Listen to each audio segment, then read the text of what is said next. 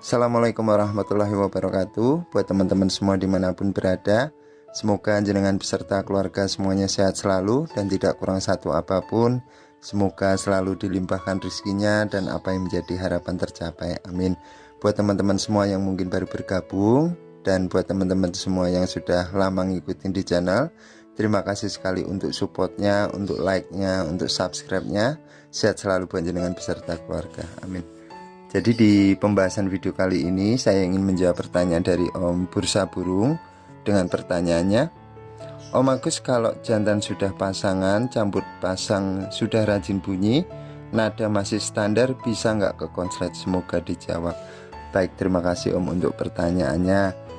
Kalaupun bisa ke konslet itu tidak jamin Om, tidak bisa jadi jaminan, tetapi bisa diupayakan. Yang menjadi PR di sini tetap memainkan birahi si player itu Om, si jantan itu.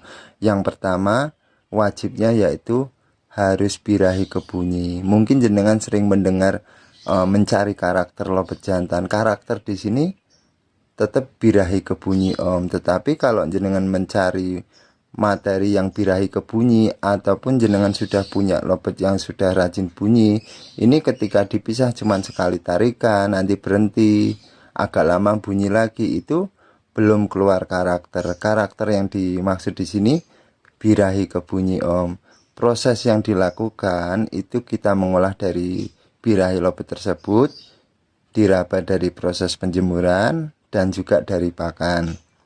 Itu wajib dari yang punya Om, jenengan pribadi yang coba. Yang biasa saya lakukan ketika saya punya lobet seperti itu, biasanya ketika saya pisah tetap saya bantu jemur kuat. Tetapi di sini kan tetap kembali ke pribadi, ke lobet masing-masing ya Om. Perubahannya seperti apa tetap kita yang coba. Kalaupun tidak dengan penjemuran kuat, mainkan dengan pakan. Tetapi setelah dengan pola perawatan kita, pemberian ataupun menaikkan birahi ini, yang terjadi di lobet kita tetap kita evaluasi Om. Ataukah mungkin hanya ngeloloh-ngeloloh, apakah hanya cuman birahi-birahi aja, sampai di petal pun cuman seperti itu, berarti kita menggenjot pakan ataupun pola perawatan ini terlalu kalau bahasa Jawa itu jeglek gitu loh Om, langsung spontan juga nggak bisa, ataupun dalam keadaan birahi tinggi ini juga nggak bisa.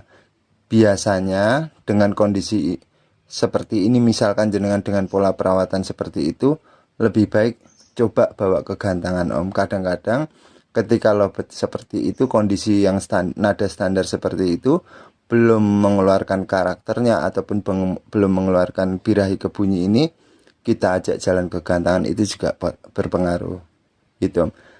Tetapi ada juga Om, saya pribadi juga ngerasain Om, lobet jantan yang sudah rajin bunyi pun, bahkan birahi kebunyi pun, ini tidak double-double ataupun nadanya tidak nada kering. Ini dari materi lobet masing-masing Om. Karena dari pembawaan nada kering itu mendominasi ataupun mengarahnya ke dobelan. Dobelan ini kan tercipta dari bunyi bawain birahi Om. Misalkan gini Om, lobet misalkan durasi panjang, bikinlah 30 detik. Ketika dia narik 30 detik, nanti dia berhenti, dia akan ngeluarin karakternya, yaitu ngeluarin birahinya biasanya dengan geleng-geleng kepala dulu, ataupun dengan putar badan, ataupun dengan gigit besi. Nanti bunyi lagi, pembawaan nada itu berpengaruh juga. Nada pertama sama nada kedua itu sama. Kondisi di sini ataupun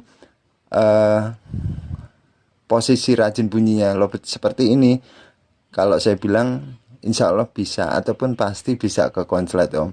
Tetapi kalau dengan nada standar sekali tarikan, PR yang pertama kan tetap harus ngeluarin karakter dia Om. Karakter dia itu birahi kebunyi. Itu sih Om intinya. Jadi kalau perawatan saya yakin dari teman-teman sih pasti sudah banyak yang bisa, cuman dibenturkan dengan materi gitu. Kadang-kadang dari bahan belum rajin bunyi pun kelihatan kok Om, perbedaan dari nada itu. Nada kering itu beda. Nanti saya kasih contoh videonya nada kering itu kalau sudah punya nada kering seperti itu, PR-nya tetap mempertahankan di rajin bunyinya, jangan buru-buru dikawinkan. Sebenarnya kalau stepnya sih ataupun tahap-tahapannya sih mudah ya Om, mudah, cuman kan kadang-kadang kita dibenturkan sama kembali lagi ke materi itu. Dan untuk masalah pakan dan vitamin yang banyak kali ditanyakan kan dari vitamin. Sebenarnya kalau membahas masalah vitamin Om, eh, kalau saya pribadi itu hanya sebagai penunjang birahi aja Om, dan itu pun cocok-cocokan kecuali PAUD. Kalau PAUD itu kan kita pemberian vitamin pun apa aja model vitaminnya pasti ketika ngefek dari birahinya terjadi kebunyi. Tapi kalau yang dewasa rata-rata ketika pemberian vitamin ada yang birahinya semakin lonja, jadinya cuman birahi kawin, cuman nyepah-nyepah bahkan ke gestang. Jadi beda-beda Om.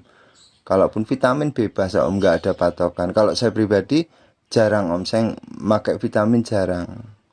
Bahkan saya di sini kan posisi saya di sini, saya banyak menerima sampel-sampel itu banyak Om. Saya kasih di burung paut ini cocok, kasih di dewasa nggak cocok gitu Om. Rata-rata saya kasih teman-teman untuk coba digantangkan di paut gitu Om. Baik, saya lanjut masalah jantan Om.